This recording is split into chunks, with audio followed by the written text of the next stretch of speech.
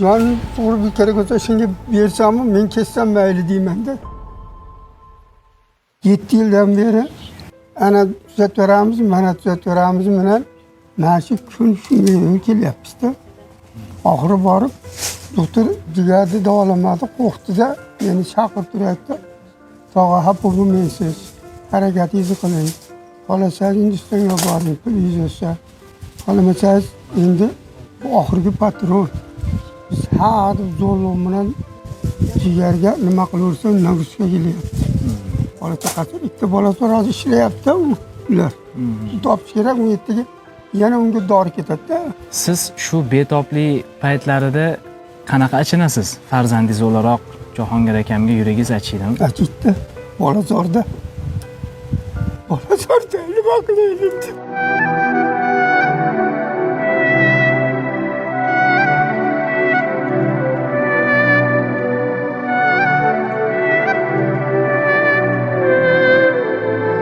Men chachim oqargan emas.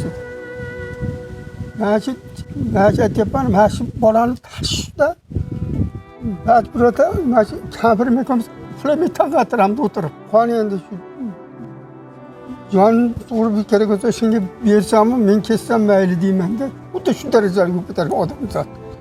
Bu bolani dog'i yomon ekan. Hozir bo'ladi terminal stadiya, faqat iloj shu jigarni ko'chirish. Hindiston Max klinikasida Sihaj Gupta degan doktor borlar. Masalan, ular butun dunyoga mashhurlar. Bizda ular bilan eksklyuziv shartnomamiz bor. Va xayriya jamoat fondiga qadar yordam maqsadida ular o'zlarini ham ehsonlarini qiladilar. Uyingizni ham soting dedi. Hop, uyimni sotaman, bolalarim bor ishda. Ular ham dedim ko'chada qolamagan dedim. Operatsiyaga loyiq pul chiqga so'ravermayapti uyga. Ayolingizdan rozimisiz shu holatda? Roziman. Chunki men uchun tashkillarga doğru borib, qaytda nima bo'lsa shu yugurib shu qilyapti. Hamma ishni shu qilyapti, bollar qilyapti. Gapni ochadi, shu qilyapti, boshqa odam qilgan yo'q. Ana shuning uchun men minnatdor roziman undan. Farzandlaringizga qoyil qolib, qalbim jo'shib ketgan shu narsa bo'ldiki, kunlik ishga chiqib, sizni dori-darmonlaringizga pul topib kelishar ekan. Nima qiladi? Mana shu kasalimga sarf qilib hech narsam qolmadi. Uyog'iga men Alloh xudo dedim. Xudo qancha umr bergan bo'lsa shuni yashayman dedim. Oxirgi qon yo'qotganda ketuvdi, deyishdi, endi bari yo'lga chiqarib yubordi, gapni ochib. Hamma yig'ilib bo'lgan ekan. Men hech narsani bilmayman, ko'rmadim.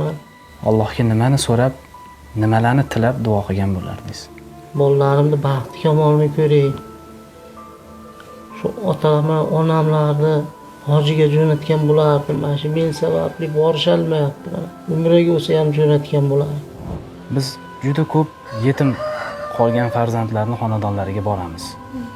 Ularning uylarini nozu ne'matlar bilan to'ldirib tashlasak ham ko'zlaridagi quvonchni to'lmaganini ko'ramiz. Ya'ni otalari yo'q. Farzandlaringiz shunaqa holatga tushib qolishligidan qo'rqasizmi? Albatta, farzandlarimni Alloh ko'rsatmasin, agar shu bir narsa bo'lib qolsa, shunaqa holatga tushib qolishdan qo'rqaman, chunki hamma yetim bolalarda, hamma nimalarda otasi bo'lsin, onasi bo'lsin. Ota-onasi bo'lmasa qiyin yetim bolalarga. Dadasiga bir narsa bo'lsa, shu uyimizda qulagandek bo'ladi-da, misol.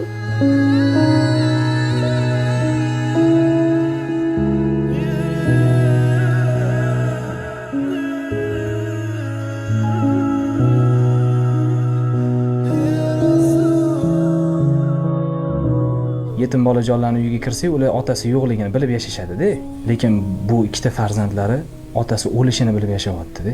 16 yashar Javohir bilan 18 yasharli Oygul, bu singlimiz, o'zlarining uylaridan salkam 100 kilometr uzoqlikda Farg'onada, Farg'ona chegarasiga yaqin shu Quva joyida, Quva degan joyida shoptolizorga borib, shoptoli terib, topgan pullarini shu shirindan shakar yoshliklarini, shu shirin xotiralariga sarflash o'rniga otasini achchiq kasalligi bilan kurashishyapti-da.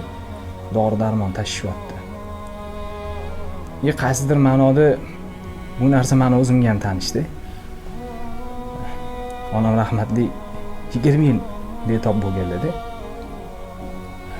o'zimdan o'tganini o'zim bilaman. Bu bolalarni ham dardini his qilish men uchun boshqacha bo'ldi.